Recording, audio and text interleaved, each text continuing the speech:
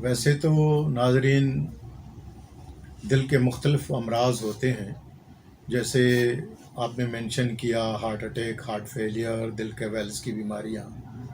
لیکن یہ جو نشہ آور چیزیں ہیں، نشہ آور ادویات ہیں، جس میں بہت ساری چیزیں آتی ہیں، بھنگ، چرس، افیم، شراب، اور اب جو نئی چیز مارکیٹ میں آئی ہے جس کو کرسٹل آئس کہتے ہیں، اور اس نے ایک پوری دنیا میں تہلکہ مچا دیا ہے. خاص کر کے پاکستان کے لیے یہ ایک نیا کھلونا ہے، جیسے new toy in the town بھی کہہ سکتے ہیں.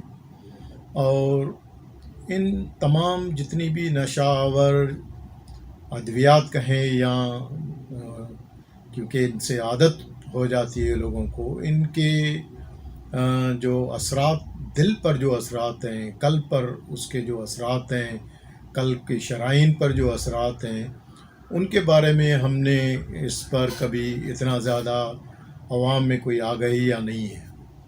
کیونکہ زیادہ تر جتنے بھی نشاور چیزیں استعمال کرتے ہیں تو ان کو نفسیاتی ڈاکٹرز اور مختلف ریہیبلیٹیشن سینٹرز میں داخل کیا جاتا ہے، اور وہیں پر ہی ان کا علاج ہوتا ہے، اور جس کی وجہ سے ان کے جو قلب پر اثرات ہیں وہ نظر انداز ہو جاتے ہیں. اور اس وجہ سے آج کا جو موضوع ہے وہ ہم اس چیز پر ڈسکس کر رہے ہیں کہ یہ جتنی بھی نشہ آور چیزیں ہیں، خصوصاً کرسٹل آئس جو ہمارے ہاں اس نے اپنے پنجے گاڑ لیے ہیں، اور اس کے اوپر جو قلب پر اس کے جو اثرات ہیں تو ان کے اوپر جو ہے ہم آپ ڈسکس کریں گے. دوسرا آپ نے سوال پوچھا کہ یہ پاکستان میں کیسے آیا؟ ویسے تو یہ ایک عالمی وبا ہے، صحیح، اور امریکہ سے لے کر اس کی پرانی ہسٹری ہے، اور پچھلے پارٹ 1 میں نے اس کو تفصیل سے ڈسکس کیا تھا. اس کو تھوڑا سا دوہرا دیتا ہوں کہ یہ اصل میں دوا جو ہے یہ میڈیکل کنڈیشن نیکرولیپسی اور attention deficit hyper activity syndrome کے لیے 1960 میں استعمال ہوتی تھی. اور اس کے بعد پتہ چلا کہ اس دوا کے سے لوگ عادی ہو جاتے ہیں، بہت زیادہ عادی ہو جاتے ہیں. تو امریکہ جو مختلف ہیلتھ کی ایجنسیز تھی 1980 میں اس کو بین لگا دیا تھا. صحیح. لیکن اس کے باوجود پھر یہ آہستہ آہستہ مختلف روپ میں مختلف جگہوں پر استعمال ہوتی رہی. ابھی بھی امریکہ میں کافی عام ہے، لیکن مسلمان دنیا میں خاص کر کے یہ جو جنگیں چھڑی سیریا میں، تو وہاں پر اس کا استعمال کافی کثرت سے دیکھا گیا. جو مجاہدین تھے وہ مجاہدین جو تنظیمیں تھیں، کیونکہ یہ ایک ایسی جادوگر دوا ہے ایک قسم کی کہ اس دوا کے استعمال کرنے سے ایک تو آدمی کو بھوک نہیں لگتی، دوسرا نیند نہیں آتی، اور ان میں اتنی طاقت اور توانائی آ جاتی ہے، کام کرنے کی صلاحیت بڑھ جاتی ہے ان میں اتنی، یعنی کہ طاقت اور توانائی آ جاتی ہے کہ وہ سمجھتے ہیں کہ ہم اب اس دوا کے کھانے کے بعد پوری دنیا کو فتح کر لیں گے. صحیح. اور جب اس کا وزن، کیونکہ اس دوا کا ایفیکٹ جو ہے وہ آہستہ آہستہ اس کا ٹالرنس ہوتا جاتا ہے، صحیح.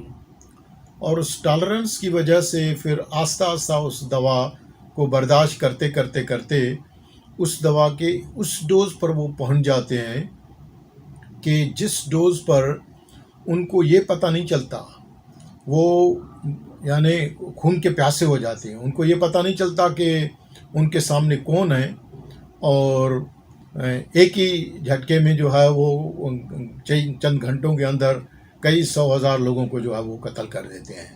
تو اور اس وقت وہ ایسی کیفیت ہوتی ہے کہ اس کیفیت میں ان کو یہ بھی نہیں پتہ چلتا کہ ان کے سامنے کوئی بھائی ہے، ماں ہے، باپ ہے، بہن ہے، وہ بالکل ہی اس چیز سے آری ہو جاتے ہیں.